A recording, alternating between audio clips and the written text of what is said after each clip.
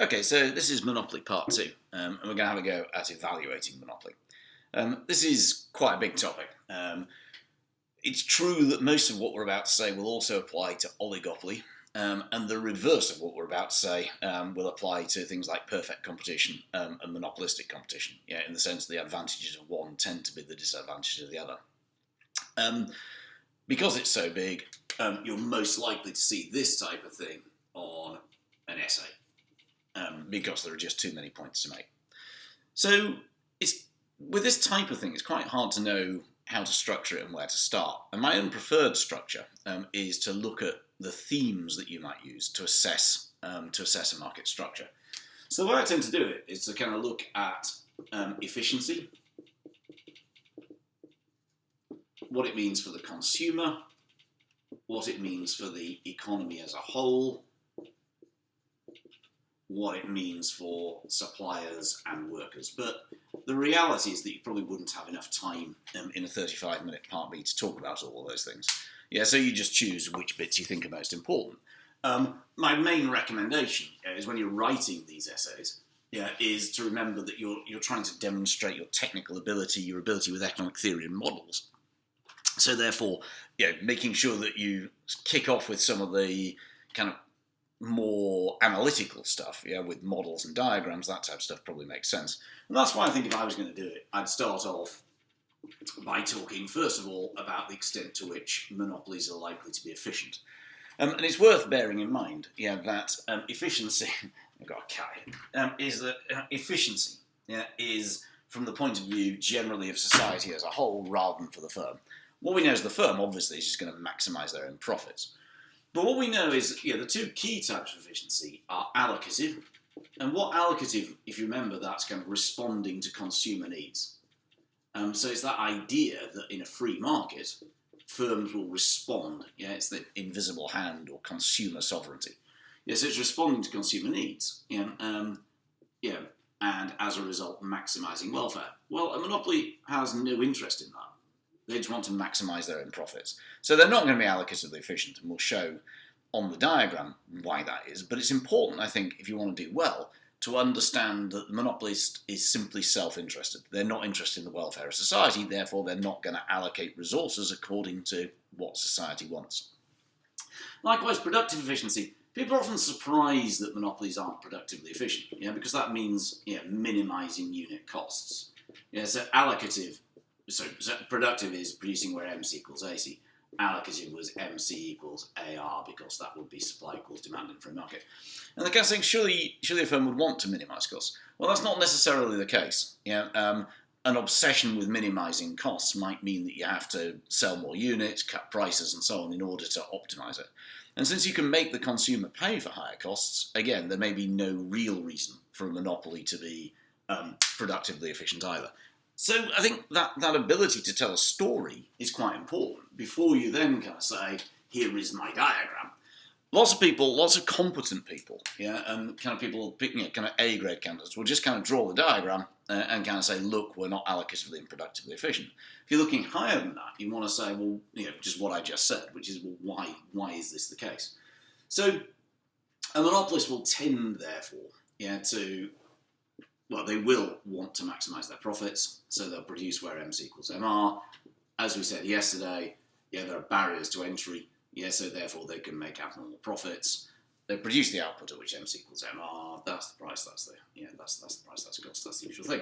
So, and we said elsewhere, that the allocatively efficient output is where MC equals MR. Sorry, MC equals AR. Sorry, and we're not there. So there's a welfare loss. We're not getting as much welfare as we could. Likewise, we can see that costs are not at their minimum level. The unit cost could have been down there, but we're not. So we're at some sort of inefficient level there. So there's a waste of resources. We can begin to evaluate that if you want. So one useful evaluative point, particularly for the kind of productively efficient argument, is economies of scale. We know that monopolies, because they have the whole market or a large part of the market, depending on whether it's a pure or a working monopoly, it may mean that even though they're productively inefficient, costs are still lower than if the market was broken up. Yeah, if the market was less concentrated. Yeah, so so in a suppose we have lots and lots of economies of scale in a market where it's all broken up. Yeah, so that's kind of low concentration, something like perfect competition or monopolistic competition. Yeah, we end up with very high unit costs. If you're productively efficient, sure, you'd be at the minimum point of your average cost curve at C1, but it could well be the case that having a monopoly, even if it was inefficient, suppose that they were producing there well above the productively efficient output, costs are still much lower than they would be in a market with a low level of concentration. Whereas that's a kind of high concentration monopoly or oligopoly market. So, I mean, obviously it depends. This is most likely in a natural monopoly. Yeah, and we talked about those the other day, but this idea that there are some market structures where it would simply be really inefficient because of the loss of economies of scale to break it up and have lots of small firms. So, and this idea of kind of making a point and then evaluating it, I think it works particularly well for this type of essay. If we then turn briefly to the other types of efficiency, so number 3 then, I don't know whether I was numbering those, but we've had allocative and productive.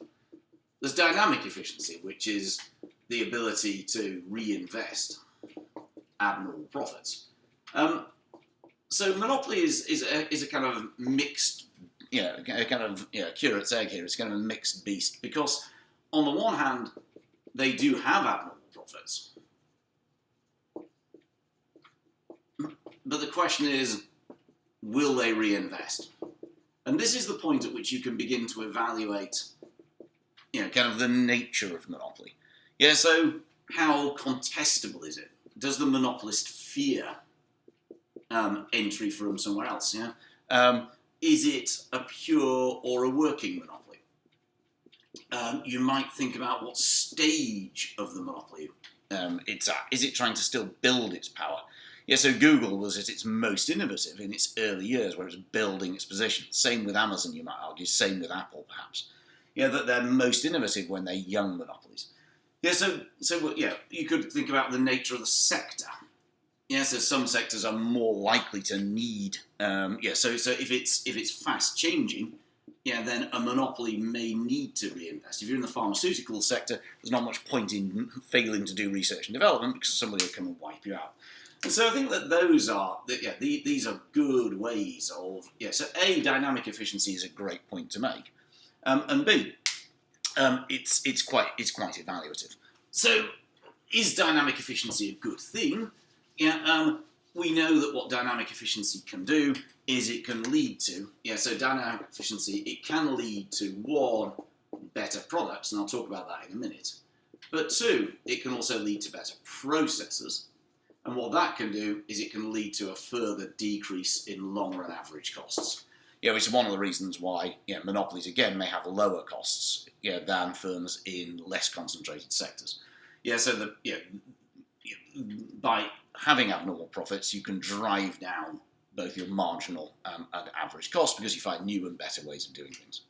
And the final type of efficiency is X efficiency. X efficiency generally comes from high levels of competition. So X inefficiency. What that means is there is what's called organisational slack. This was particularly common in state-run businesses, where basically there's no pressure to make profits at all. So therefore, people just knock off for one. It's kind of they used to. In state-run car companies, they talked about the kind of Friday afternoon job because the workers used to bugger off to the pub at lunchtime and come back having sunk 3 pints. The quality of the cars wasn't very good. So the more competition you face, the more likely you are to be X-efficient. Monopolies tend not to be so. So therefore, what we're saying is that it's productive efficiency, very unlikely. Allocative efficiency, very unlikely. X efficiency, very unlikely. Dynamic efficiency, it's possible, but it depends. So, if you were writing that, then you'd already have covered quite a lot of ground, I think. And obviously the next place to go, is the consumer. Are monopolies good for consumers? And as we said, much is going to depend on the type of the monopoly. Consumers are interested primarily in price, quality, and choice. We could argue. So our price is going to go up or down. Well, we can make that both ways. Yeah. So on the one hand, obviously prices might increase because of the power of the monopoly. Yeah. On the other hand, prices might decrease because of economies of scale and dynamic efficiency. So much will depend. Yeah, so it'll also depend on contestability and so on and so forth. Yeah, will quality increase or decrease? Same argument. Yeah, so it depends on So do they face a threat? Yeah, so is the market relatively contestable? If the answer is yes, then quality will be high. Dynamic efficiency can lead to an increase in quality as well. Yeah, and here it can be helpful to give some sorts of examples of the sorts of things that companies like Google and Amazon, and Apple have done. Yeah, we know that quality, or car companies, we know that, in spite of the fact that some of these, cars are more an oligopoly, we know that in spite of the fact that Google is pretty much a monopoly, they have led to, high quality outcomes for consumers. But it doesn't have to be that way. We know that if you look at the trains, which have basically local monopolies, and both prices high, quality's low, they're not tending to run on time, so on and so forth. And likewise, choice. In theory, monopoly, your standard argument, is that choice will be low, because, that's the idea of monopoly. But actually, it's not necessarily the case, because what a monopoly might do is it might want to differentiate its products, to create a barrier to entry. And this is this argument that you see in lots of markets, where you think that you have choice from lots and lots of different companies, but in reality you don't. So like in the chocolate market, we know that in spite of that range of chocolate that you have available, there's only really 3 companies in the UK. Classic examples are things like washing powder, where there's only really 2 companies, in spite of the fact there's lots and lots of brands. Same with things like deodorants and so on. So monopolies, you may actually have choice even if you have a monopoly. It's not the idea that they're necessarily only going to produce one product. Okay, so some of that you could illustrate with diagrams. Again, you could show how economies of scale reduce prices, or you could use your earlier diagrams and just refer back to them. And remember, when you're drawing diagrams, the key point is to actually make use of them. The other points then are a bit faster. So we could talk about the economy as a whole. So some people say that we need a monopoly, or at least oligopolies, because we need economies of scale will allow us to decrease the price of exports and be internationally competitive. Or dynamic efficiency can lead to economic growth in its truest sense. It can lead to supply side growth. So hence that ability to compete on world markets, to innovate and drive the economy forward can be beneficial. Obviously, a hell of a lot of that is going to depend on the nature of that monopoly. And also on the nature of the world market and that type of thing. So it can be beneficial. We know that also, some of these firms are big employers. Although again, it'll depend on the nature of the sector. And then, lastly, you could have some. Again, it's partly down to you and how fast you write and how much time you got available. But you could also talk about workers. When we looked at this, we kind of looked at we can see that in some sectors, Amazon allegedly has been reported in the news. Don't sue me. As not having great working conditions. There's lots of pressure to be efficient and so on and so forth. So the BBC said. We looked at that video of Intel, where again it looked all a bit dull there. So those sorts of organisations. It was kind of high pressure, especially low down the chain. On the other hand, we looked at Google's headquarters in Zurich or Geneva, I can't remember. Yeah, and they kind of had ostrich steak Provençal and giant slides for going into work. So much may depend on the type of big firm that you work for. And again, it kind of comes back to the same argument as dynamic efficiency. Is there an incentive to provide good, strong working conditions for your employees? Do you need to attract the best? If you do, then working for a monopoly may be good. If not, then it may not be so good. So it's a question of where the power is in that relationship. And finally, suppliers, same sort of argument.